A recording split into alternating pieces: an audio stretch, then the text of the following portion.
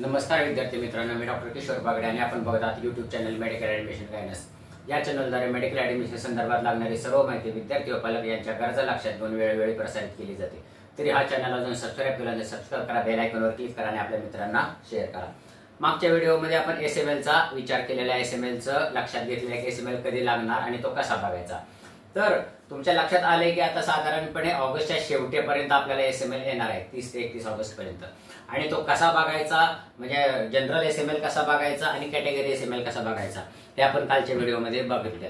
पण आता हे एसएमएलचं महत्त्व काय, ऑल इंडिया आता महाराष्ट्र काउन्सिलिंग मध्ये एसएमएलचं महत्त्व काय हे खूप लक्षात घ्यायला पाहिजे। कारण एसएमएल आला म्हणजे तुम्ही आपलं सगळं प्रोजेक्शन पुढं येत आहे की आपल्याला निश्चित कुठं काय काय काय काय काय करायला पाहिजे आणि हे एसएमएल वर बरंच काही अवलंबून आहे।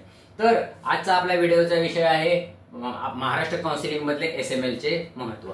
सगळ्यात प्रथम गोष्ट म्हणजे विच स्ट्रीम विल गेट, आपल्याला मेडिकल काउन्सिलिंग मध्ये कुठल्या हे मिळणार आहे, कुठल्या साईडला ऍडमिशन मिळणार आहे हे आपल्या एसएमएल वरून मिळू शकतं, लक्षात येऊ शकतं।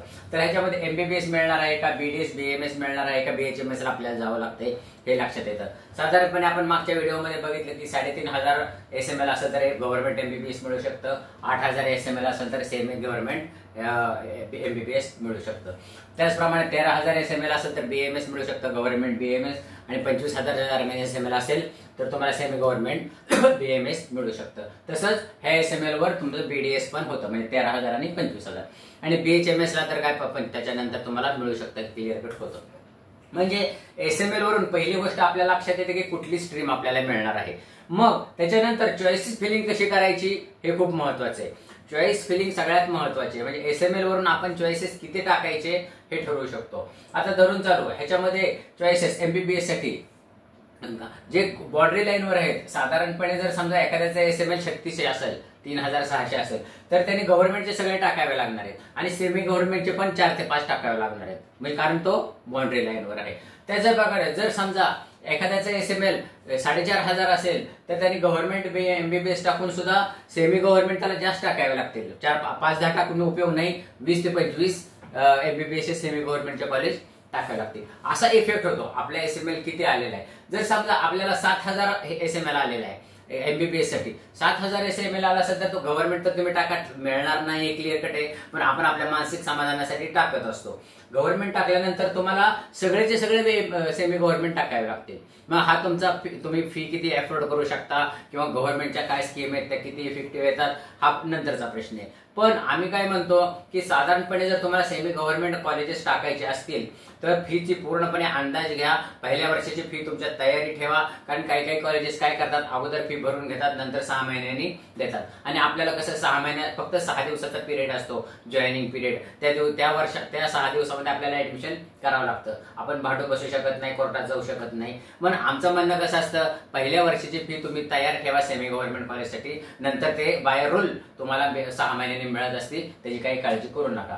तर आमचं असं म्हणणं आहे की जर समजा तुमचा 7000 एसएमएल असेल तर तुम्हाला जास्त कॉलेजेस टाकावे।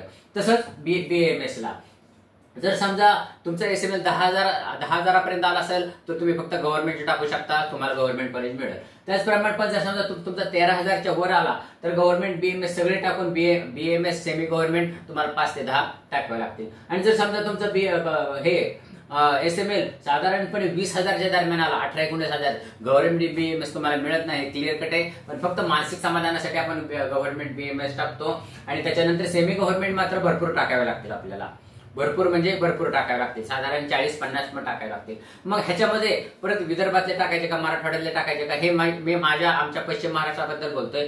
पण जर समजा तुम्ही विदर्भातले असताल तर तुम्ही विदर्भातले अगोदर टाका, मराठवाड्यातले अगोदर टाका, नंतर पश्चिम महाराष्ट्रात टाका। हा त्याचा टेरिटरीचा प्रश्न आहे, आपल्याला कुठं निश्चित जायचं ते। तर ह्या एसएमएल वर असा अवलंबून आहे की चॉईस फिलिंग करताना कसं करायचं आणि किती चॉईसेस फिल करायचे। आपलं होतं कसं, आपल्याला अंदाज येत नाही की आपल्याला निश्चित कुठलं कॉलेज मिळेल आणि किती कॉलेज मिळेल, हे खूप महत्वाचं आहे। तर हे प्राथमिक गोष्ट लक्षात आली। त्याच्यानंतर आपल्या हे लक्षात येतं की आपल्याला स्टेट मध्ये जायचं का अदर स्टेट मध्ये जायचं। आपल्या एसएमएल नुसार आता जर समजा एखाद्याला 570 मार्क आहेत, 570 मार्काला आपल्याला गव्हर्नमेंट एमबीबीएस मिळू शकत नाही महाराष्ट्रामध्ये, तर 570 मार्काला अदर स्टेटला जायचं का कर्नाटकमध्ये, की जिथं फी कमी आहे, 10 ते 12 लाख प्रायव्हेट मध्ये मिळू शकते, म्हणजे जे अफोर्ड करू शकतात तसं। त्याचप्रमाणे BAMS चा विचार केला तर साधारणपणे 25,000च्या पुढे सेमी गव्हर्नमेंटला ऍडमिशन मिळू शकत नाही महाराष्ट्रामध्ये. मग कर्नाटक स्टेटमध्ये जायचं का नाही जायचं, ऑप्शन बी म्हणजे त्याचं रजिस्ट्रेशन करायचं नाही करायचं. रजिस्ट्रेशन तर करायलाच पाहिजे, पण चॉईसेस फिलिंग करायला पाहिजे ना. रजिस्ट्रेशन सगळ्यांनी करून ठेवलेलंच असेल, पण त्याची जेव्हा प्रोसिजर चालू होईल तेव्हा चॉईसेस फिलिंग करायला पाहिजे. हे एसएमएल वरून लक्षात. म्हणजे ज्यांचं एसएमएल 25,000च्या पुढे आहे त्यांनी कर्नाटक ऑप्शन बी ऑप्शन म्हणून ठेवायला हरकत नाही, आणि चॉईसेस फिरून म्हणून टेंटेटिव्हली ऍडमिशन घेऊन ठेवायला पाहिजे तुमचे काही योग्य काउन्सिलर कडून, की जेणेकरून तुम्ही कुठं तुमचा फायनान्शियल नुकसान होणार नाही आणि तुम्ही कुठं अडकणार नाही.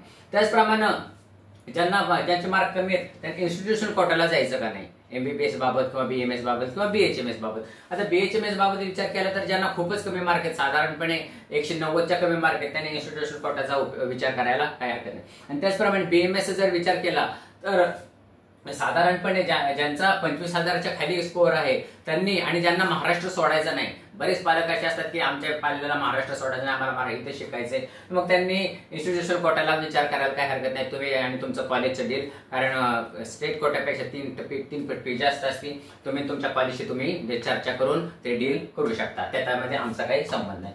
त्याचप्रमाणे आता तुमच्या एसएमएल नुसार रिपीटचा अभ्यास सुरू करायचा का नाही हे खूप महत्वाचं आहे. म्हणजे साधारणपणे जे MBBS साठी ट्राय करतात किंवा BMS साठी ट्राय करतात, पहिल्याच वर्षी त्यांनी परीक्षा दिलेली आहे किंवा ज्यांना सेकंड रिपीट करायचंय, त्यांना जर समजा एखाद्याचा एसएमएल जर समजा 3,800 आला तर त्याला गव्हर्नमेंट MBBS मिळू शकतो, आणि त्याला गव्हर्नमेंटच पाहिजे असेल तर त्याने रिपीटचा अभ्यास चालू करायला काही हरकत नाही. किंवा BMS बद्दल विचार केला, जर समजा एखाद्याचा एसएमएल 28,000 आला, 29,000 आला, त्याला काही गव्हर्नमेंट सेमी गव्हर्नमेंट पण मिळत नाही, तर मग त्याने रिपीटचा अभ्यास चालू करायला काय हरकत. म्हणजे असं आपलं प्रोजेक्शन होतं एसएमएल वरून, असं आपलं प्रोजेक्शन होतं. आणि एसएमएल हे आपण तर म्हणू की महाराष्ट्र काउन्सिलिंगचा कणा जो मान जर विचार केला तर एसएमएल आपण प्रोजेक्शन होऊ शकतं. आता मला वाटतं की हे तुमच्या एसएमएलचं लक्षात आलं असेल, आणि ही माहिती तुम्हाला माहितीपूर्ण वाटली असेल, लक्षात पण आली असेल. लक्षात आली नसेल तर परत बघा, म्हणजे तुमच्या लक्षात येईल. आणि जर समजा तुम्हाला काही प्रॉब्लेम वाटला तर कमेंट बॉक्समध्ये टाका, आम्ही त्यांचं उत्तर देऊ. या अशाच माहितीपूर्ण व्हिडिओसाठी हा चॅनल सबस्क्राईब करा, बेल आयकॉनवर क्लिक करा आणि आपल्या मित्रांना शेअर करा, कारण हा चॅनल मेडिकल ऍडमिशन संपेपर्यंत तुमच्या पाठीशी राहणार आहे आणि तुमच्या वेळोवेळी कामाला येणार आहे. एवढं बोलून आजचा विषय थांबवतो. जय हिंद, जय महाराष्ट्र.